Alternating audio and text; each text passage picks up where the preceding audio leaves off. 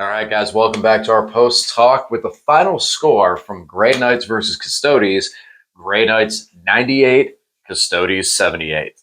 Pulled it out in the end. I was watching the scoreboard throughout it, and you've had multiple turns. You were just pushing me back, scoring. I was getting scared. I was getting very scared of that. Well, yeah, I didn't get into combat as much as I wanted to. You saw Custodes when they're in combat. They just put out a tremendous number of attacks. I mean, each custodian guard gets 5 attacks. That's ridiculous. Yep. So, but no, your ability to bounce around made it very difficult for me to get into charge range with you. I had, when I was making charges, basically, I always had to make 9-inch charges. Mm-hmm. Even if I wasn't deep striking, if I was moving across the table, I have to make 9 inches because I had to be 9 inches away from it, or else you'd bounce. Yep, and then no charge at all. Yeah. So that was good. For me at least. Mm-hmm. I do, and I think also in the same time too, with your speed or lack thereof, as I was saying beforehand, I was able to control the tempo of the game, the speed of the game, and only attacking on my fronts. Mm-hmm. Like you said over there with like your blade guard and your custody guards, I put my entire army onto it to remove them and say, let's get these guys off the field. Because mm-hmm. Custodies are tough. Like the ones in the guard that you had in the center, I was hitting them multiple times, and it just, they weren't going away. Yeah, it just comes down to me starting to roll 1s and 2s on my saves at one point. Yes, yeah. Excessive rolls of those. But all in all, and then towards the end, like you said, it was like we were talking about briefly, it just was too late for these guys to really start making the move across the board and get into stuff. Yeah, I kind of held them back I held the Wardens back because of engaging all fronts. I had to stay 3 inches outside the quarter. So that turn 3 or 4, I couldn't move them all the way over here because I had to stay in there to try and score that, and I failed to score it. So it was kind of a bummer there. But yeah, it's a different army to play for me, especially into your high movement shenanigans makes it tricky. But I don't usually play combat-based armies. I really had one unit that could shoot at all. Obviously, all the shots I've got from the guard are good, but they're only AP1. And if you have 2-up armor saves for your whole army. So if you're in cover, it doesn't matter. And then you've got true silver armor strat, which makes it so it doesn't matter then either. So seems like you need a Custodes. Honestly, seems like you need a Custodes to be able to stop some of those 1 CP strats. You could have hit my Mist Deimos or hit the true silver armor. Yeah, I think it just needs better shooting support. Most of the competitive Custodes lists you see have 2 or 3 Caladiuses. Mm-hmm. One of them didn't do a whole lot. It took them like 3 or 4 turns of shooting at the Nemesis Dread Knight to finally pick it up. I think just because AP3 can be held back by cover and a reducing AP strat, it makes it tough for one of them to do much damage. So I think you really need 2 or 3 to get work done with them. Either more Caladius grab tanks or none, I think, is the answer. So one of the changes that you've seen for my competitive list from before was I took the Grandmaster out, and instead we have a Tech Marine with Servitors. What did you think of that? Yeah, that's pretty neat. Servitors, you get 4 Servitors and 2 multi-meltas then? Is that right? Yeah. Correct. That's all you can take. Yeah, their ballistic skills 4, but with the Tech Marine there, so you'd always be there, right? Yes. Yeah. Then they become ballistic skill 3. It's nice to have a couple multi-meltas out there, especially going into an army like mine where you need the AP to get through. Oops, I did damage. Yeah. Oops, there's a wound. They pick up 1 custodian guard with that. That's a big deal. That's especially, like you said, 1 custodian guard is huge. And as we said before, it's like little mini tanks. Yeah. Like their toughness, their wounds. I mean, Lord's Custodes at toughness 7. It's so crazy. Hilarious. It was, because it's like my strength 6. Like, wait, I'm wounding you on 5s now? Yes. You, that's gross. But yeah, and then the Tech Marine had the sigil. So anytime you decided you wanted to shoot at those guys, I could have picked up and dropped away. And that actually made you kind of string some guys back over here, because otherwise, once you shot at them, I could have picked up and taken this objective and said, okay, sure, you have this one. I'll take this one. And that was a nice little bounce around. And then once you left your home field objective, the Interceptors were able to get in there real nice and easy and make that happen. I didn't leave it. I just left 4 Sisters of Silence on there. Fair. 4 T3 models with 1 wound, 3-up armor. So they did not last very long once you put it to them. So summarizing this all up and looking back into this in total with both sides, like there was one point where I said, what was that? Secondary? Tempting target. Okay. Tempting target. Excuse me. Tempting target where I was like, I don't know. Should I hit this? Should I take this? I think that I played that right.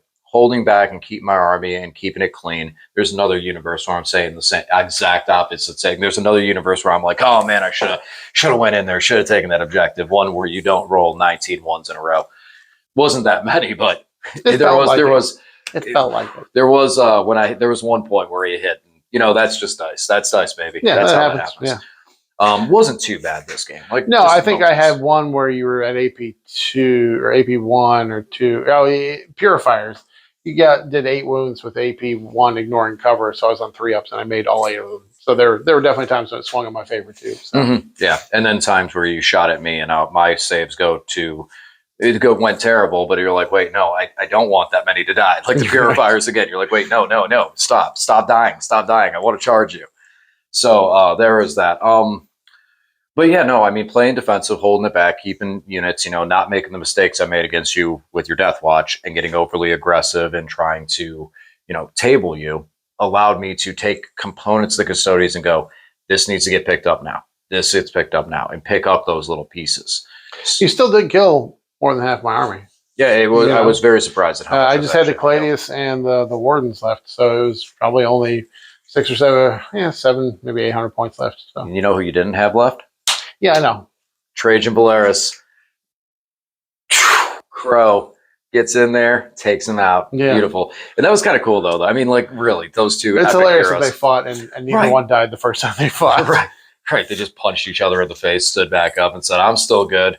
So that was fun. That was a fun little moment. But yeah, I for you, I was asking, what would you make changes? You said more Caladius. Either more or less, yeah. I'm not really sure. It definitely felt like I didn't have enough units a lot of time. After playing my Death Watch, which between the Teleportarium strat and the Inceptors being able to jump in real close, it just felt like I had struggled with mobility. I think I needed to push earlier into the midfield and just trust their durability a little bit more because I felt I was just kind of held back by the end of the game. But yeah, I don't know because there's always the temptation to take smaller units, but Custodes get tremendous buffs from the characters being attached to the units. Right. It's huge. It's game changing. So a lot of Custodes players, I played several. I played 2 this past weekend, and there was similar lists, and there were just few but giant units. And the character buffs are too good to try and take min squads of them. So yeah, I think it's a little opposite with Grey Knights. There is some really good buffs, but it's not like there's some really awesome Grey Knight buffs, but there's not really a great unit to put them on. Like Crow buffs the purifiers. That's why I got the 10-man bomb. And all the other ones, it's like, okay, this is good, but look at the weapons you're hitting with. And it's just like, it's not that strong. But now, with that all being said, Grey Knights put up the victory. Yay. Happy birthday to me. I know we said it like 9 times, but you know what? It's my birthday. So it only happens once a year. Exactly. But with that being said, you mentioned something briefly in there. Lane, you had a GT last weekend. Oh, yeah. I did play in the GT, a little itty bitty baby GT at Battlegrounds, the board games in Canton. That's a great place to play at. It's a great atmosphere. It's carpeted, and they've got rooms for like 15, 20 tables. They're themed terrain on their tables. So if they have a winter mat, all the terrain on that mat, on that table. Crank up the AC in the room and you have to bring a jacket. I would appreciate that always. But no, then all the terrain would be painted blue and icy and snow, and they'd have snow on it. Every table is themed. So it's a great place. It's run by a couple of great guys. So anyways, they wanted to have more people show up, but only 18 people showed up. Day 1 for the GT. I went 3-2, so it's fine. I had a winning record. Happy with that. I did get best paint, so of course very happy about that. Our friend of the channel, Zach, he went 5-0 with his Eldar, so he did win the GT. So congrats to Zach. Good job, buddy. Definitely, congrats, Zach. Yep. Even with Eldar, it's still a big deal because I know playing through, looking at the opponents he had.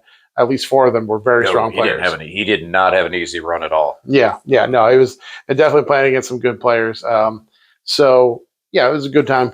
I had fun. Awesome. Yeah. Well, glad to see you guys out there helping out and representing the channel. I'll take it. I'm going to say it there. Hopefully, we got our jersey soon. Did you get your jersey?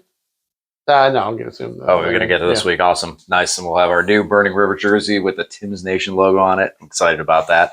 And yeah, so I think that's basically it. Next week I'll probably be coming back with, or I'll be next week. You won't be here. I'm off next week. You're I'm off on vacation. Yeah, Lane, you get vacations. You're not allowed to vacation. You can get vacation from your real job, but you're not allowed to vacation from this job. There is no PTO. There's no time off. Oh, you know what PTO stands for? It's paid time off. Yeah. I know. There's no paid time off, and there's no paid time on. And you don't get dental. Right. There are no benefits. Hey, we just crossed 1,000, so We soon, did. soon, buddy, soon. Nickels will be rolling in soon. Oh yeah, nickels, even dimes. If we're Maybe. lucky. Yeah. All right.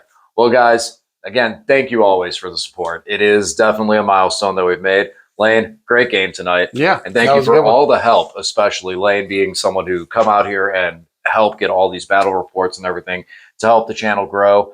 Look forward to us and what we're going to be doing, as well as many other people in our group, in our gaming community, to just have some fun, play some games, and talk some Warhammer. So, guys, thanks for watching, and we'll talk to you again soon.